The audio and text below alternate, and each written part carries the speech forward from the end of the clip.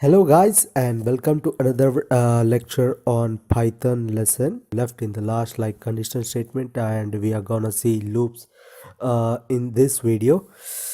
Uh, so before we get started, we need to understand what are actually loops and how loops are gonna help us. So loops are something which are used to iterate over a set, a tuple, or a dictionary, a list as well. So this is something very useful when you're gonna use in a large scale, like storing lots of value in your list, and you want to iterate over each item. So the basic syntax of for loop is a for keyword with the variable which you will store the value unit by unit, like index by index, and you can use those index values to perform the logic which you want to. For example, for consider the case here, like we have created a list a equal to 1, 20, 30, 40 till 100, and when we try to print all those value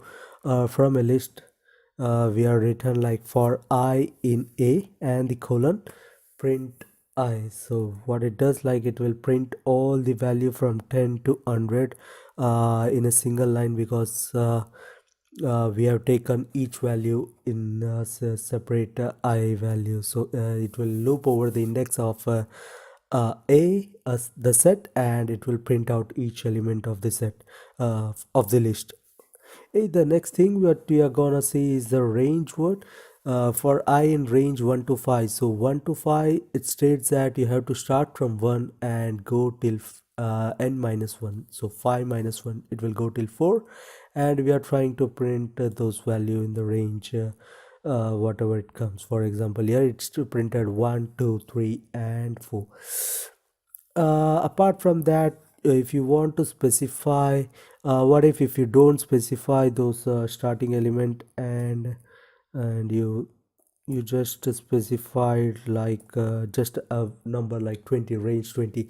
So what it takes is it will start from the value 0 and it will go till n minus 1, like 19, and try to print. So in this example, what we are gonna see is like after taking the value I index value, we are gonna check if the number is divisible by 3, and then we are gonna print those number sequentially. So the output is like 0, 3, and it started from 0 and it went till 18. So because 0, 3, 6, 9, 12, 15, and 18 are those number in the range from 0 to 20 which are divisible by 3.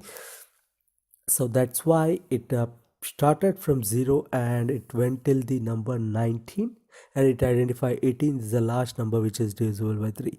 But what if you want, if you don't want to start from 0 and you want to specify that like the starting element should be 1 and it should eliminate the 0. So here the output has been changed and we eliminated the 0. So this time it started from 1, so it didn't include 0, and it printed like 3, 6, 9, 12, 15, and 18. Yeah, there might be some case like you don't want to sequentially go like I equal to I plus plus, like I plus 1, I plus 2, I plus 3. You want to increment something like I plus 6. So if you want to do that, you can add one more value over here, and it will loop like it will print, it will start from let me do this. It will start from 0 and it will go to 0 plus 6, and then 12, then 18. So that's how it works. The range, when the range, if it will check for all the remainders. The modulus function, what it does is it checks for the remainders, and if the remainder is equal 0, so it print the value which for which the remainder seems to be 0. So going forward, we are gonna use one more example, but this example is a classic one, like printing a pattern of number, like an upper triangle or lower triangle, or some sort of so in this today's example we are printing the triangle pattern from 1 to 9. So actually the range is 10, so n minus 1, so 9 is the what we are gonna print, and the output look like This is a classic example of printing a triangle of numbers based on its occurrence. For example, 1 occur once and 2 occur twice, 3 occur thrice, and 4 occurs 4 times. So this is a classic example of printing. And in this algorithm, what we did, like we created multiple for loops, for inside a for, one to identify the number, and the second is to identify how much time it should print. So you can go through this example, you can try it on your own on your machine and try to debug it as much as possible to have a clear understanding of how this program is working. And if you face any issue on understanding this program, you can just let me know. I can give you more detail as well by pointing some more example on this. uh, while the next set of loop which we are gonna see is a while loop.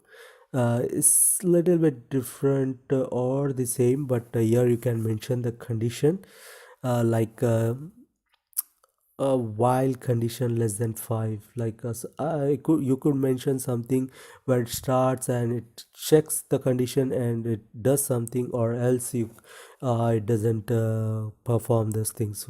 So consider a case here. We created an example like count equal to 0, which we want to iterate, while count less than 5, till the count is less than 5, print count is less than 5, and just increment the value by 1. So for example, in the first iteration it will go from 0 to 1 and it will print else.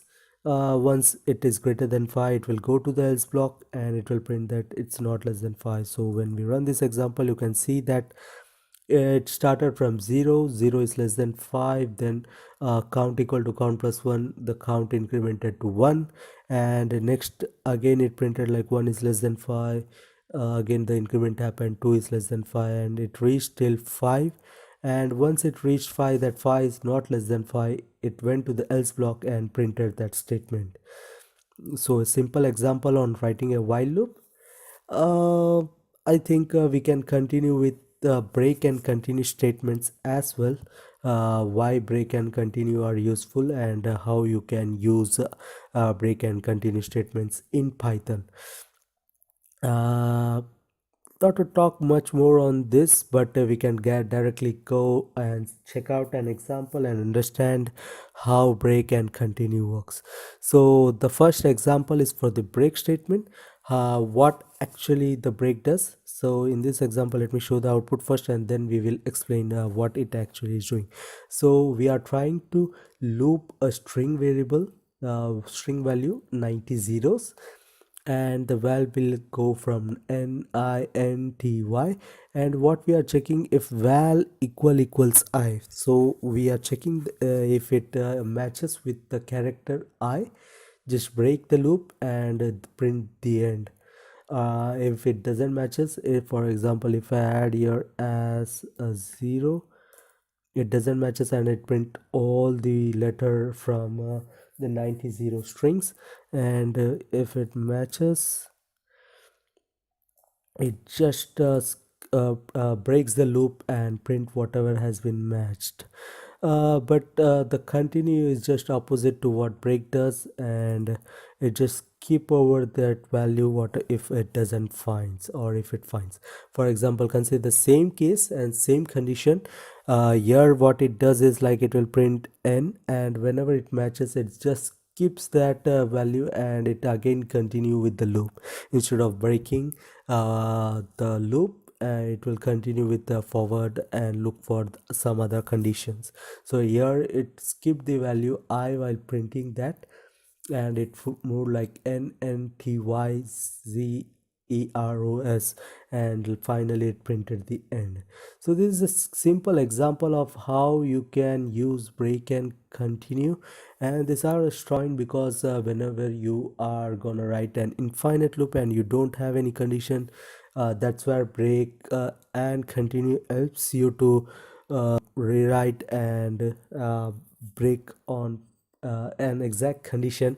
So they are powerful, and you are gonna use it much more time, uh, but not right now. But yeah, I think I have given the basic idea of using the break and continue statement. but you can go much more deep inside it and try to write some more program on your own. And if you face with any issue, please do let me know so that I could help you on writing a much better version of it, or can be explained in possibly better ways. That's all for today's video. We will meet in another set of possible video. Please do like and subscribe to our channel. Thank you.